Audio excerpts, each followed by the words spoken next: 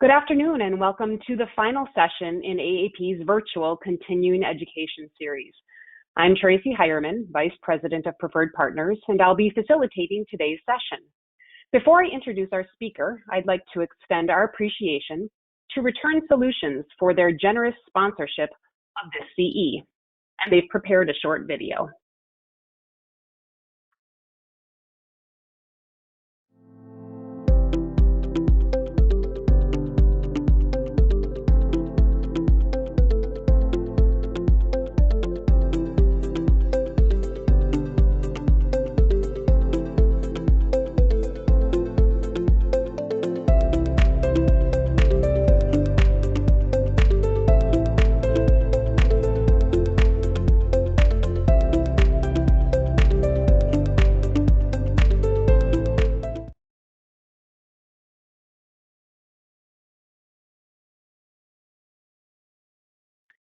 While today's session is being recorded, to obtain continuing education credits, you must attend today's session live in its entirety and complete a post-session online survey.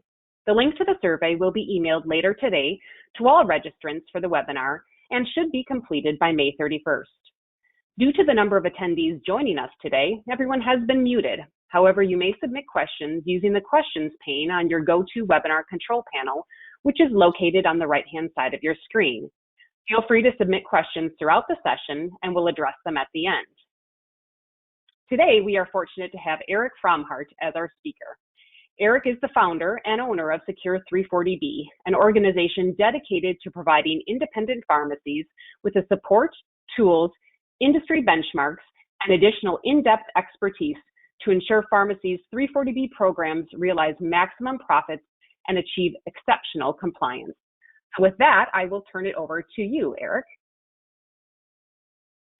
Thank you, Tracy. Hi, everybody.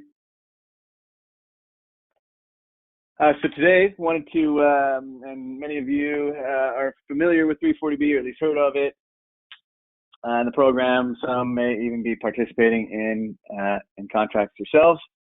And so today, and many in the past few months maybe have heard of or even firsthand experience of the impact of some recent developments and actions have been taken by some of the stakeholders in the 340B program. And so just wanted to, we'll be going over kind of what those are, the impacts, how, what opportunities could be developed from that for independent pharmacies specifically. And then give updates on kind of where those things are at today. So again, questions can be given in the pane there on the chat, and we'll be answering those afterwards. But please do give your questions if you have some that arise throughout the session about this specifically, and then also just in general if things have been weighing on you in terms of burning questions about the program itself. Happy to, if we have time, answer those.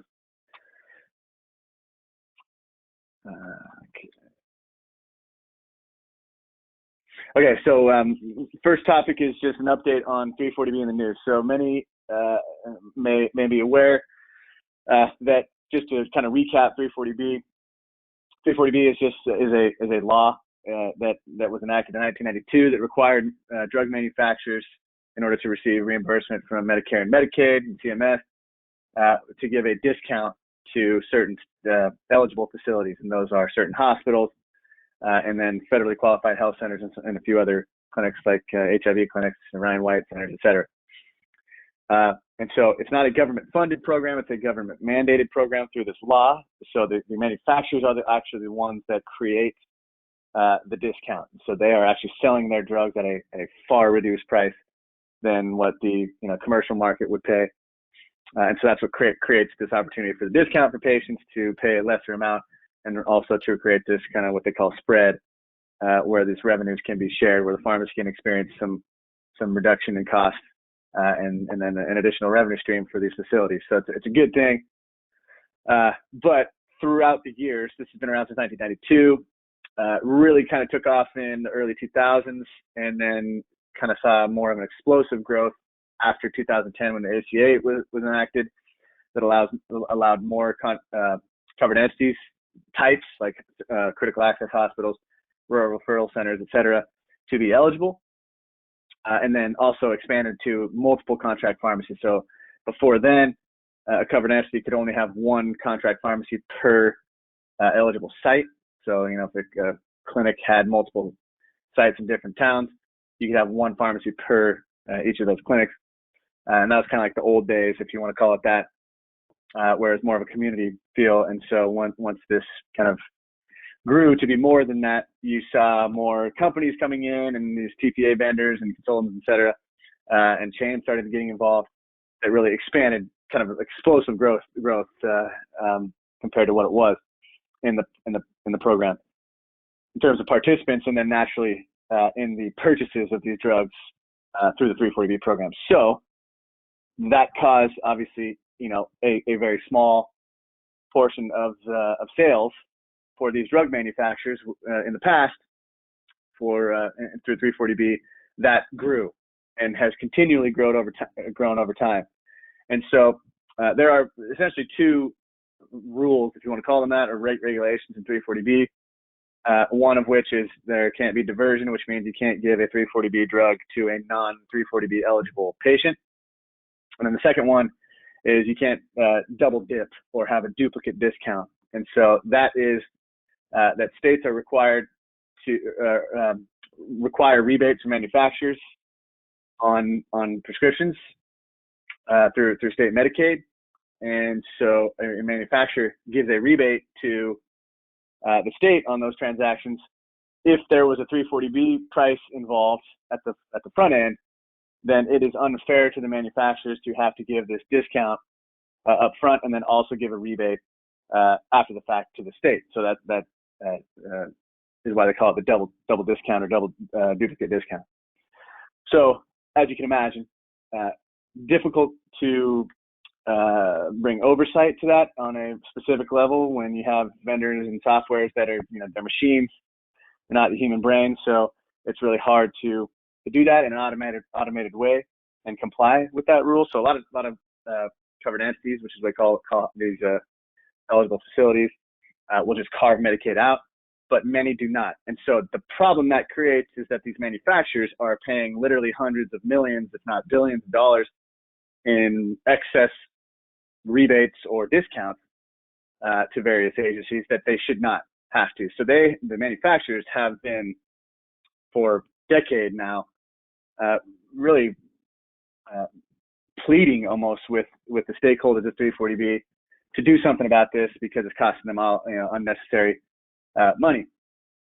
And so recently, as in last summer of 2020, the manufacturers finally, it seems, hit a point where they, had what I would call a window of opportunity that was potentially closing in the near term, and so they kind of took matters into their own hands. And so it started off with Eli Lilly, and Eli Lilly tested the waters, almost like testing the defense shields, if you will.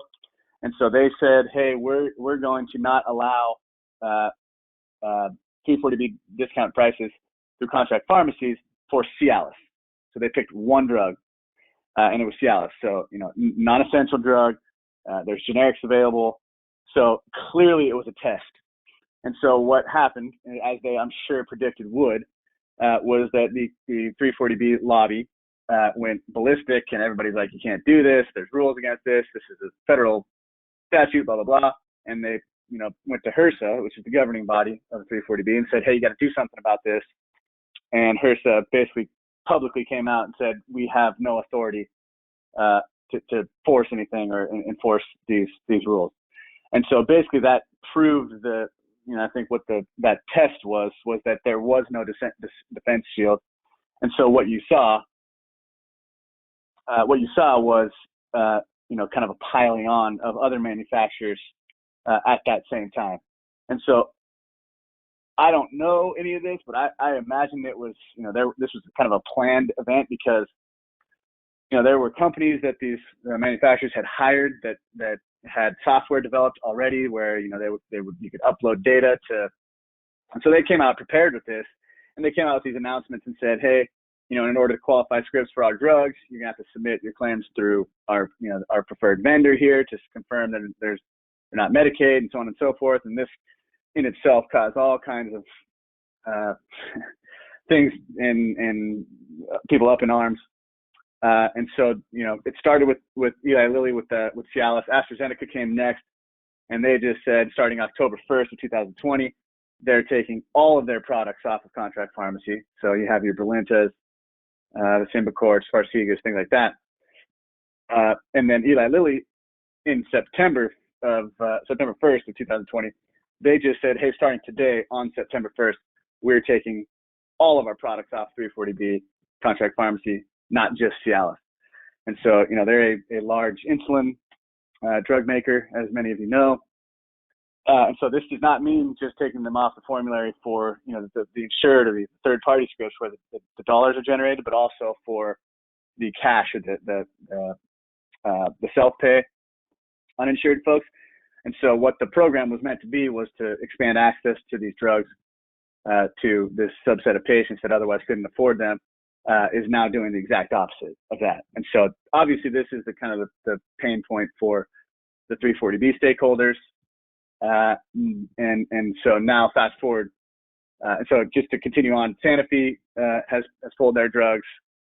Novartis has put a radius on, so that you have to have you can have a full catalog at contract pharmacies, but there's a radius of 40 miles that they require for contract pharmacies. I think, in my opinion, is actually a fair and reasonable thing. But and then Novo Nordisk they were the last one and latest that said in January 1st of 2021 they pulled their products for hospital covered entities. So FQHCs or the clinics or health centers, they're still business as usual for Novo Nordisk.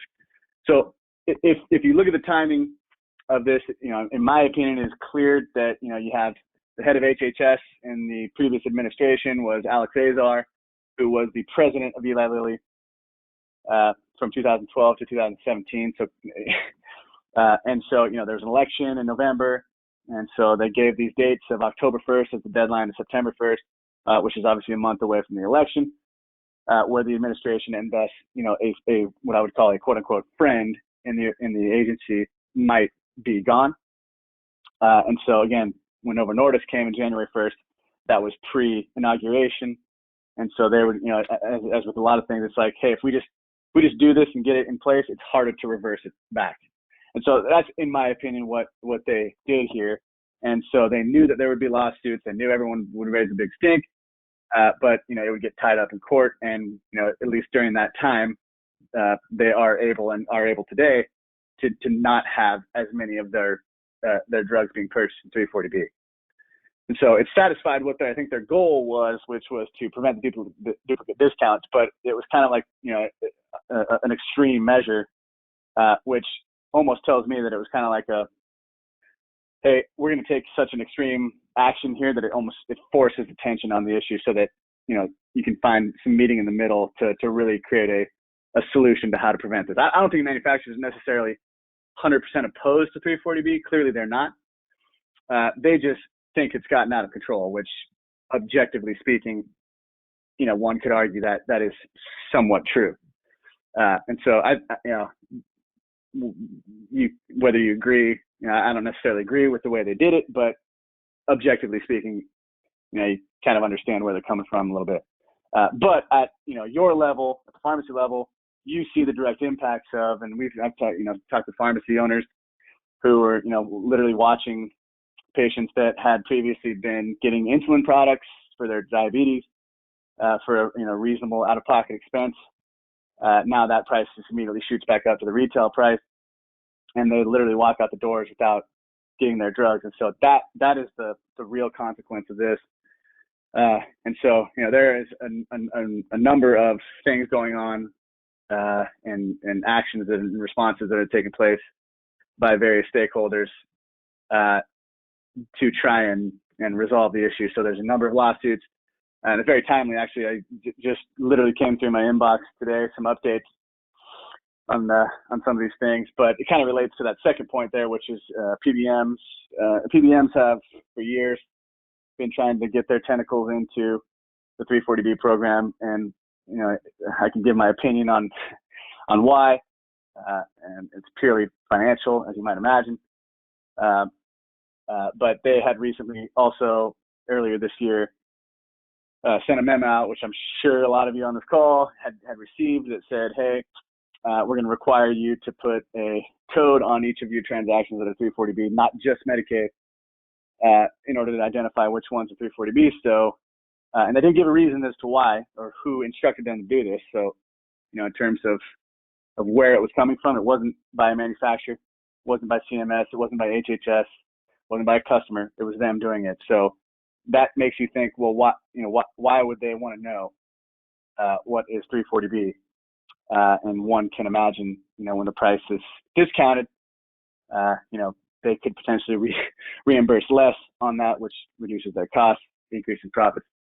I can't say that's for sure, but that's where your mind goes to. So anyway, practicality of that is almost impossible to do. But anyway, so what the point is that from all sorts of angles, there's kind of been this encroachment on the program, as it were, and might, hearing all of this, it might scare some folks. It might be concerning for those that are currently participating.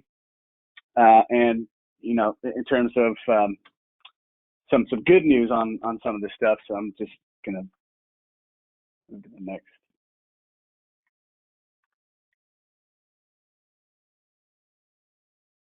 Can you move to the next, Tracy? There we go. Back one, I think. There we go. Okay, so some good news on this front, like I wanted to share, is that there's, and I'm gonna actually read some of this because it's literally just came through.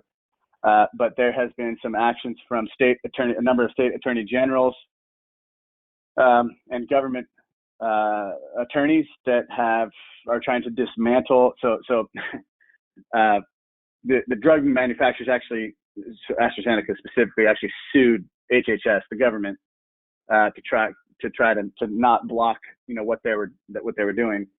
And then so a bunch of attorney generals in the Department of Justice attorneys representing the HHS filed a brief that said this is unfounded, and basically picked apart the entire thing and said this is just a way of trying to get out of what they're legally required to do in the PHS law from 1992 that outlines the specifics of 340B. So definitely that's a positive development.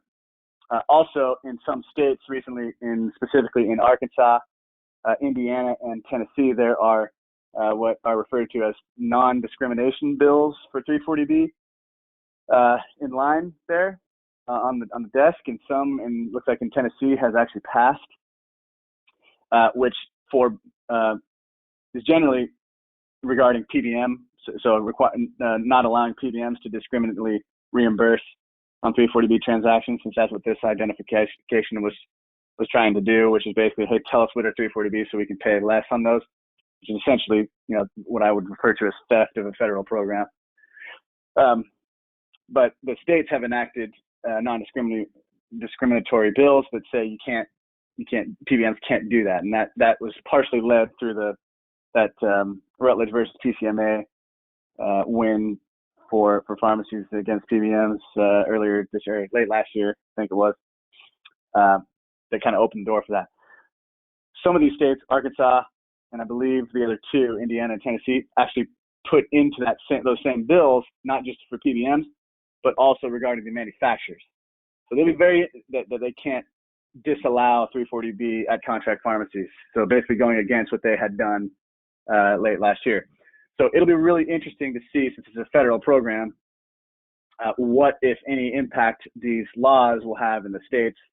So it's getting pretty juicy, and I would love to be able to predict and say what is going to turn out, what's going to ultimately end up here, but it's hard to really say what's really in store and when. But both sides, both the drug makers and the 340B stakeholders are really not going down without a fight. So it's really hard to say when anything might happen, but things are happening. So anyone out there that has been concerned about this or seeing the impact of it, I think you should have maybe a little sliver of optimism that something good maybe coming at some point.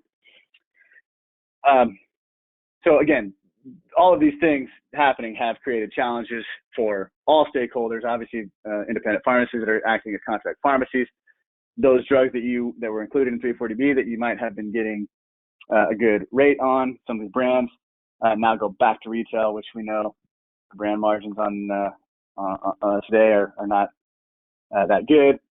Access limitations for those that don't have any insurance on insulins, et cetera. That's an impact to patients. For obviously the covered entities, you have a reduction in 340B revenues when these drugs are taken off. But for pharmacies specifically, my problem with this was that some of there's exceptions that these manufacturers have offered that said, hey, you can't use contract pharmacies, but you can use your own in-house pharmacy if a covered entity, a hospital or clinic owns one. And so that kind of felt like it was just another reason for covered entities to look at putting in their own pharmacies, which would ultimately then compete with independents that might be nearby or in the same communities, which obviously I don't agree with personally. But so that's a challenge. PBM, the PBM identification, quote unquote, I put them in quotes, requirements, because that's a arbitrary subjective term that they chose. It's not a requirement. There's no law or federal mandate that requires pharmacies to put this, except only in certain states for Medicaid. So in terms of practicality, it's virtually impossible. If some pharmacies are doing, depending on the model, you might have potentially thousands of 340B claims going through each month. So to go back and have a staff member put these identifications on all those claims is not practical and is impossible. And so just practicality. Second is just where it's coming from. Rather than debating and talking about, hey, how are we gonna do this? My first thought was, wait, where is this coming from? If there is no mandate requiring this, who's asking them to do this? This is just more PBM abuse. And so these are all just kind of big picture challenges that have recently kind of reared their heads in 340B. And then that's in addition to challenges that independents already kind of have with the 340B program. So there's already some difficulty in getting good, relevant, current information about the program, and specifically how it impacts a pharmacy or your business. And so I personally have experience talking to pharmacies and asking them, hey, when I get on the phone with them, it's like, what do you know about 340B today? And a very common response is, well, I know it's for indigent patients, and I know that you have to keep a separate inventory. And so that is about 15-year-old information, which sounds about right. And so, that if that is kind of where your thoughts are about the program, then, fast forward to today, that's already putting you at a disadvantage just because your knowledge level about where things are today are not current and not relevant. So you're already at a disadvantage of that. A lot of times you may know of or have an opportunity in your area, but I think the thinking is that, and historically, covered entities have been the ones that have been actively kind of going to pharmacies saying, hey, we're starting a 340B program or network. Here's a contract. Will you join our network? And so sometimes that doesn't happen. And so sometimes it requires action from the pharmacy or pharmacy owner to be proactive to say, well, hey, if they're not coming to me, I can pick up the phone or I can reach out and kind of bring the opportunity or potential to them. But again, there is confusion and complexity in that. And so you kind of have to know, if you're going to do that, know what you're doing so that you don't get yourself in a situation and say, well, I'm approaching a covered entity about 340B and then get some lousy contract and it's like, not ultimately worthwhile if that's going to be the outcome. There are multiple contract types and models out there, and rate options. There's flat fees, percentages. There are all claims, generics, brands, profit filter you might have heard, or winners only. There's all kinds of different arrangements that these programs can take shape. Each of which has its own challenges, and where one rate in one of these models might be okay, in a different model it will not be okay. So it's really important to understand the options, what your specific contract or what you're shooting for, or what they're giving you maybe is specifically saying. Otherwise, it can end poorly. You have DIR fees, which have been around obviously for years, and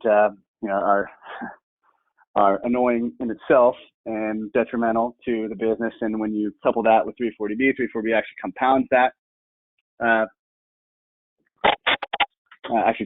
Issue just in the mechanism by which the claims are picked up by these companies that sit in the middle of these vendors. Tracy, can you still hear me? Just checking. Sorry, I had myself muted. Yes, I can hear you. Okay, good. I had switched to AirPods. So anyway, we have covered entity consultants and vendors. So as you might imagine, you have a situation when a contract pharmacy 340B program is taking shape. It's very much like a buy sell of real estate, where you have a buyer and a seller. Let's say the pharmacy is the seller, the covered entity is the buyer. They come to you, say, and essentially using the analogy, hey, we want to buy your house. We have our real estate agent here that's going to contact you. And that agent basically says, hey, here you go. We're going to offer you this. This is what your house is worth. It's a good deal. You should take it.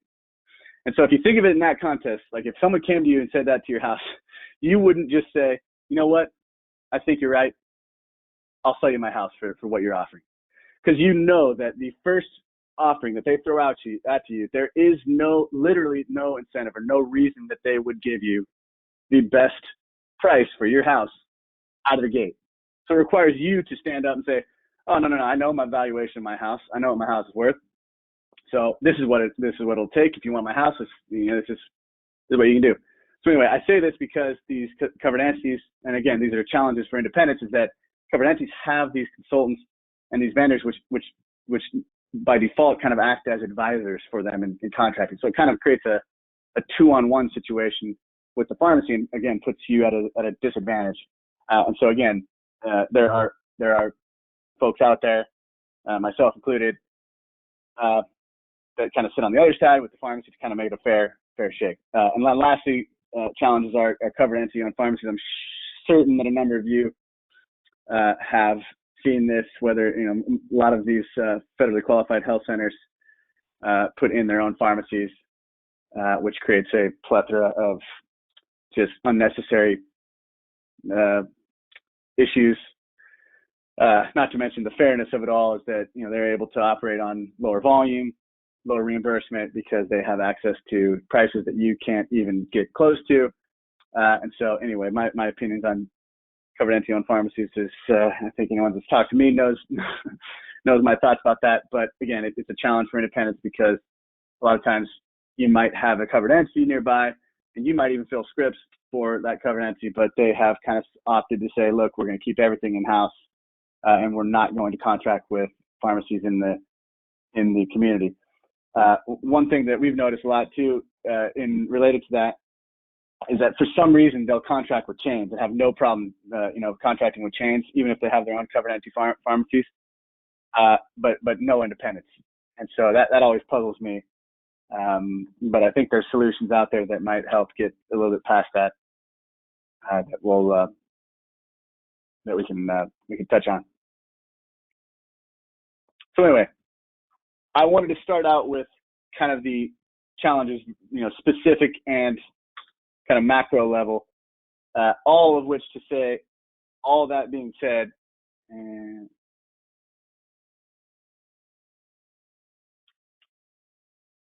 there we go. all that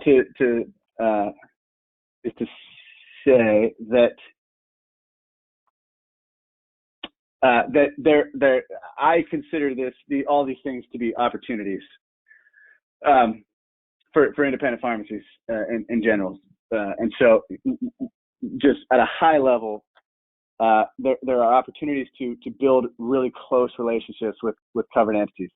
And so this kind of is tied to the manufacturer's exclusion. So some of the stipulations that the manufacturers, at least for the time being, have given is that, hey, if you don't have your own in-house pharmacy, you can select one contract pharmacy as your one contract pharmacy that can receive our product still.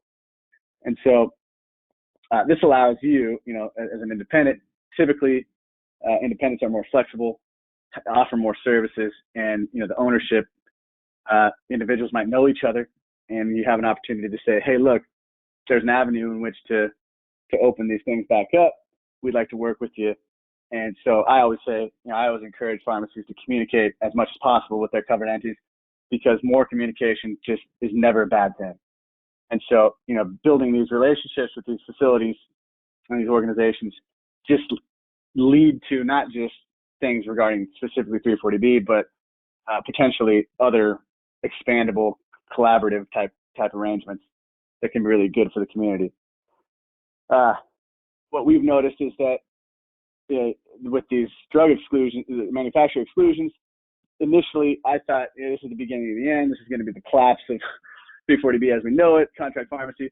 But it's actually turned out to be what we've noticed is that covered entities are actually looking to expand their contract pharmacy network to make up for the losses that they've experienced through these drug makers taking their drugs out.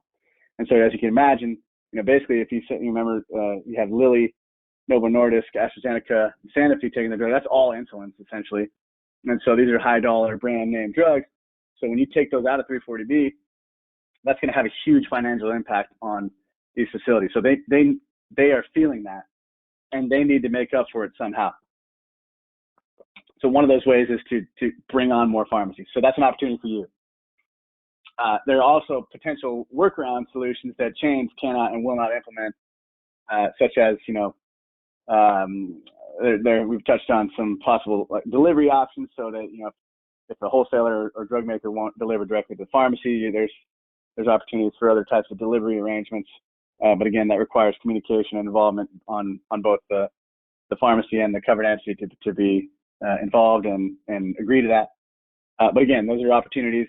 And all of these things, in my opinion, lead to increased leverage for the pharmacy, because we kind of have a situation where these covered entities have historically been in a position of leading the charge. They're the ones that dictate the terms and throw out contracts and this and that. But my opinion has always been that the pharmacies are actually the ones that should be dictating and controlling the whole discussion, because, like a PBMs are powerful because they control the money. In 340B, the money comes from you, the pharmacy. And so with that comes an inherent power and leverage. And so with these exclusions and these covered entities having kind of some financial impact from these drug makers taking their drugs out, it actually kind of puts them on their heels a little bit, so that it actually puts the pharmacy in a little bit better position too, or even just in a better position to approach a covered entity and say, hey, look, we know you're going through this.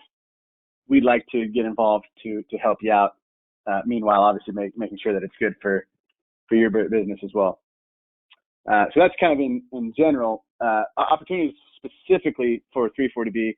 If you get to that point to say, hey, look, I've got a 340B contract or opportunity here at my doorstep. Whatever your opinions or what you've heard about 340B in the past, whether you had a buddy, in a town over that did 340B and had a bad experience, I always suggest to try and just scrap all that and look at 340B as an opportunity. It's not something to be scared of. There are obviously all these things. It seems cumbersome and complex, but if you do it right and you have the right contract, 340B can be an incredible addition to your business. and allow you to find significant margin on your existing business. It doesn't mean you don't have to get new business. It's your existing scripts. You can find margin that you otherwise would never be able to touch. And so this has been extremely helpful. I know firsthand for pharmacies that work with us, or I work with, that have seen, really, really positive things financially for their businesses. Again, it offers an opportunity to collaborate with a prescription writer in your community, whether it be a clinic or a hospital. And so there's all types of things nowadays that everyone knows of in pharmacy, especially independents, which are doing more clinical services and collaborative arrangements rather than just volume and pushing out scripts. It's kind of like taking different shape in terms of the economics of pharmacy to say, look, we got to start doing more clinical stuff. So it really allows an opportunity to bring those assets to the table and show your services, but then having 340B be kind of like this financial incentive that allows you both to do these types of arrangements and have it be financially beneficial for both of you, and almost fund the whole thing without having to actually put up anyone's own cash. There's an opportunity specifically to grow business through a partnership. There's obviously potential with if you're quote unquote in a network, or there's an incentive for a covered entity to send business to you as a contract pharmacy. Obviously, there's an opportunity to grow in terms of volume and foot traffic. And nowadays, honestly, there's tools and solutions available designed for independent pharmacies that were not and have not been around since the inception of the program, that really give you opportunity to have all of the tools that would be in this day and age required or necessary, what a covered entity would want to see, that allow you to bring to the table, so that you kind of have a fully packaged offering if you wanted to build your 340B strategy. So that again, that just when you have these things in your corner, it just gives you a little bit more leverage and more power of the situation. So what can you do specifically if you hear this, or if you always thought about 340B and wanted to know, hey, how do I get involved? Is there anything nearby in my area can I do? Specifically, what can you do? So if nothing else in this call, a very, very easy thing that you can do to just see, hey, what do I got? What do I got if you don't know, is go to this website. It's 340BOPAIS.HRSA.gov. It's the covered entity, 340B covered entity database. And there's a search function that says you can search covered entities. So you can literally type in your town or your zip code, and it will populate any and all 340B eligible facilities, whether it be hospital, clinic, or otherwise, in that catchment area. And so from there, just because you have an eligible facility in your area does not necessarily mean that there's a viable opportunity.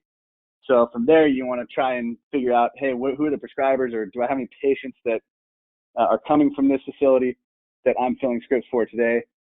If you are, you want to try to quantify that, and then that will tell you, hey, if there's a significant number of scripts. And again, a 340B to be viable, it doesn't take a whole ton of prescriptions to be going through to make it something that might be viable. So don't be scared away if you don't see a ton.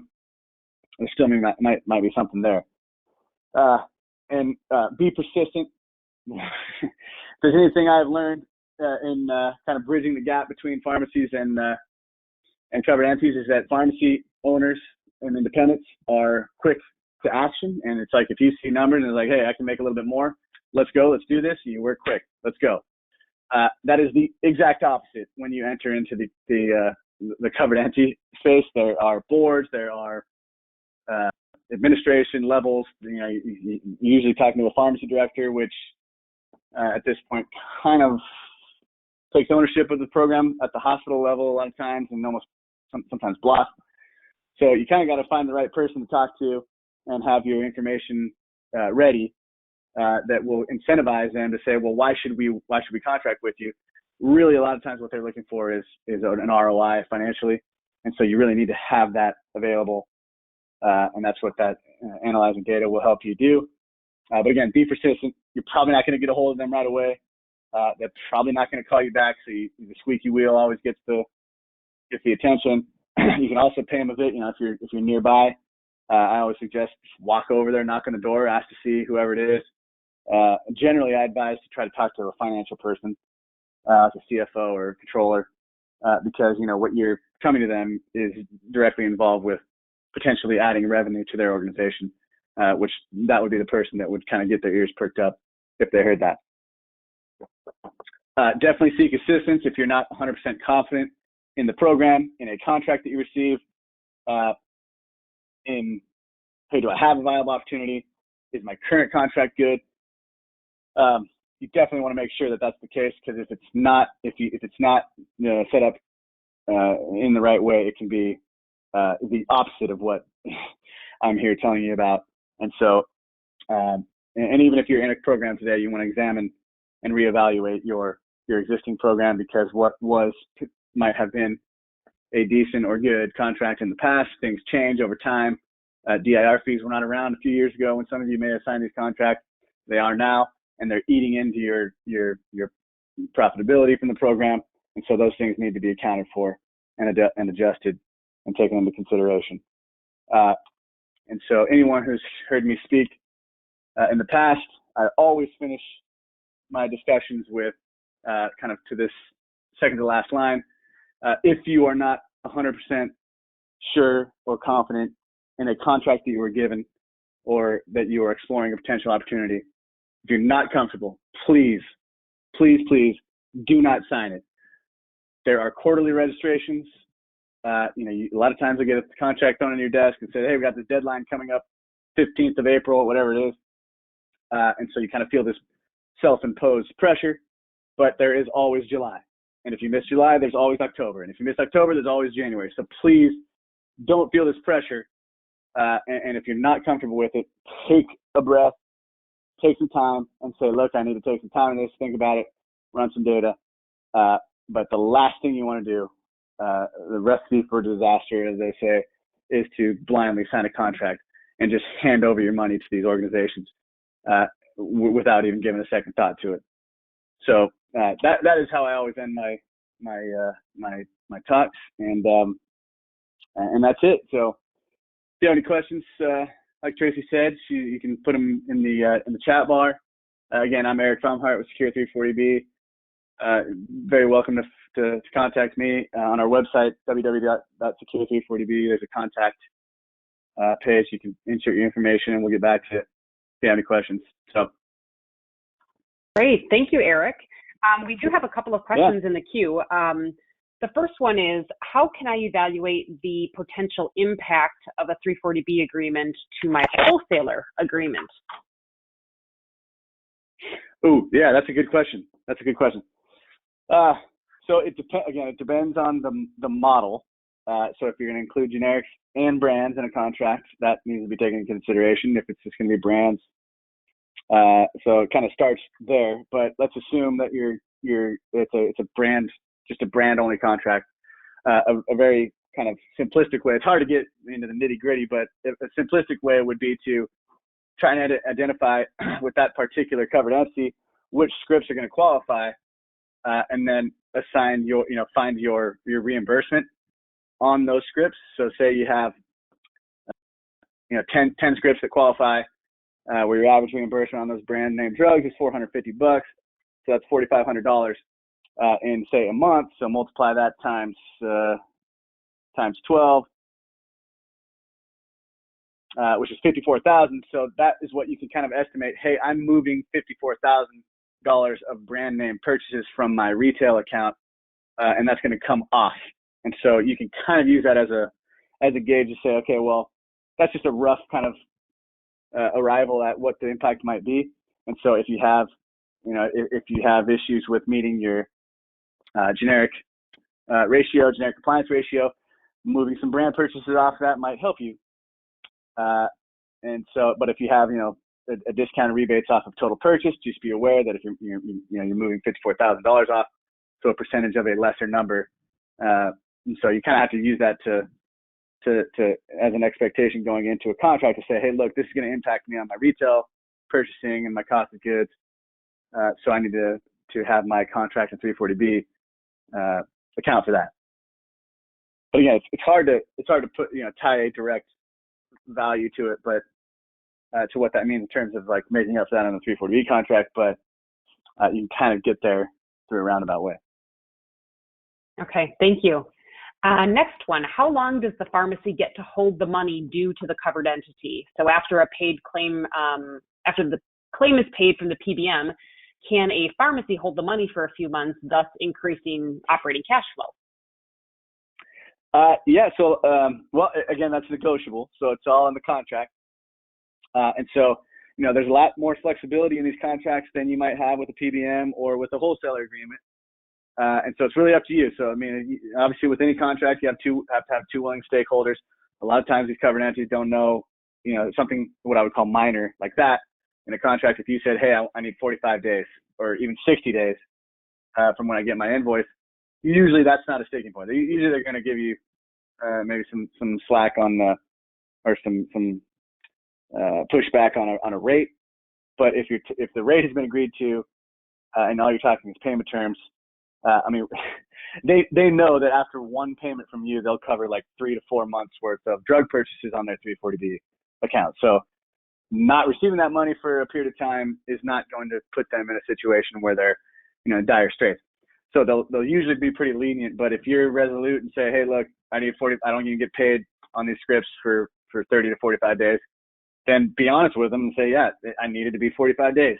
And so the good thing with 340B is that generally the invoicing is done in batches. So they'll say, let's say they look at the previous month's claims and then send you an invoice for the previous month. So if you have 100 scripts in a month and they send you an invoice for $10,000, you'll have, say, claims from April that you've already filled. You'll get an invoice, say, at the beginning of May. And so if you have 60 days from the date you receive the invoice, that even gives you even longer on average, because you're talking about scripts from the beginning and then the middle of April, and then you have 60 days from you actually get the invoice. So it averages out to be even longer in reality than what is actually in your contract. So we don't advise going less than 30 days. Anything less than that is ridiculous, and definitely displays and illustrates that the covered entity and or their vendor has no idea about the ins and outs of retail pharmacy today and timing of payment. Thank you. You mentioned that the 340B contracts can be written for either generics or brands, but generics is where we tend to make the most money. Why would we want to sign a generic 340B contract? I would ask you the same question. If that answers your question. I too would question anyone that signs a generic contract, both not only for the pharmacy but also on the covered end. Covered end, there's just no money there. So I would say there's literally zero financial value in included generics in the 340B contract. Okay. Go ahead.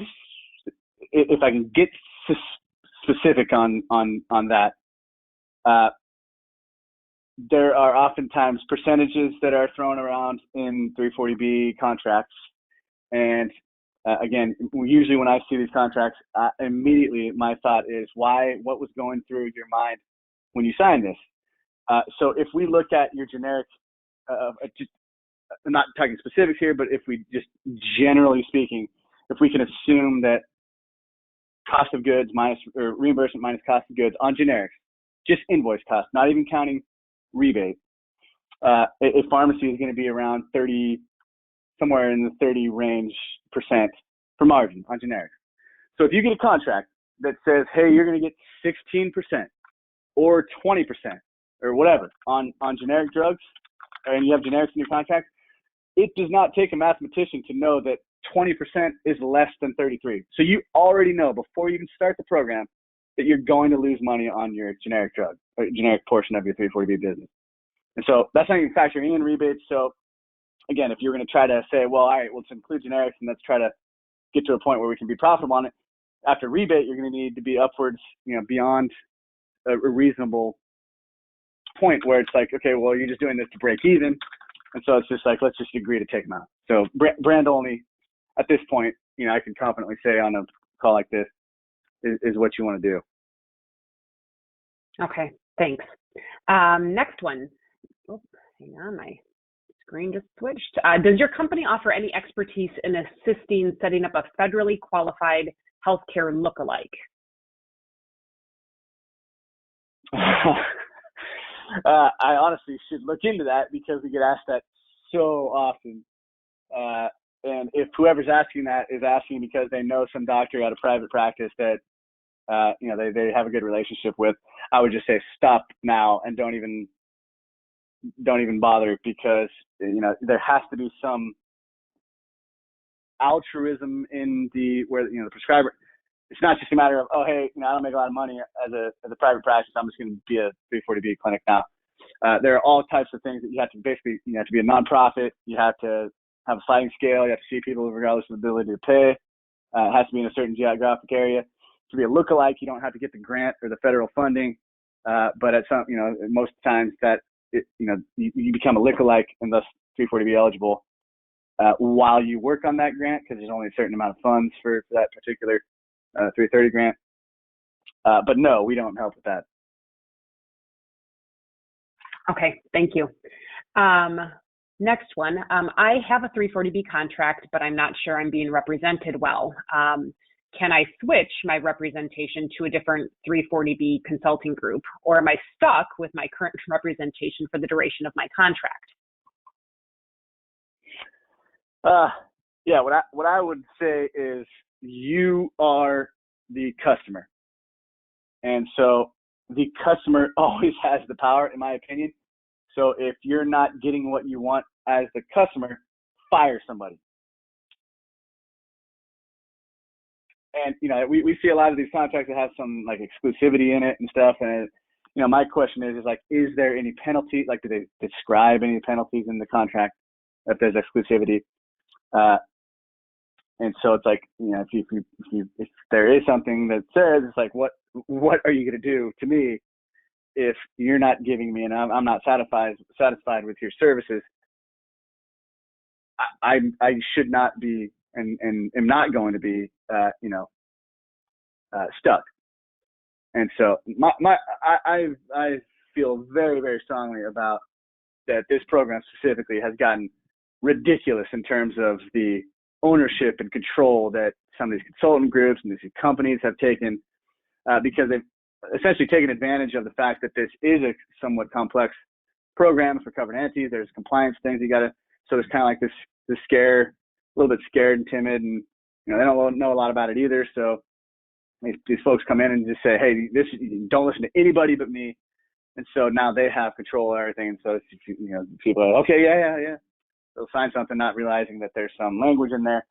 And so, a lot of times it's not done necessarily by knowing, but yeah, I'm just very big on, if you're not satisfied with something, like get rid of it. Okay. Love to know who that representation might be as well. Eric, I will be sure to pass that along to you. Okay, thank you. And then will the webinar be available to review later? Yes, it is being recorded and it will be posted on the AAP website. Give us about a week or so and we will get that up there for your viewing. I think that takes care of all of the questions in the queue. So, Eric, thank you so much. I know that we had intended to have you present face-to-face in Las Vegas, but I'm pleased that we were able to still have you share your expertise with this group on the phone today. And thank you again to Return Solutions for their generous financial contribution. We sincerely appreciate your support of independent community pharmacy and of AAP. As a reminder, to obtain continuing education credits, you must complete the post-session survey by May 31st. That will be emailed to you later this afternoon. And thank you for joining us. This actually concludes our series of virtual CEs.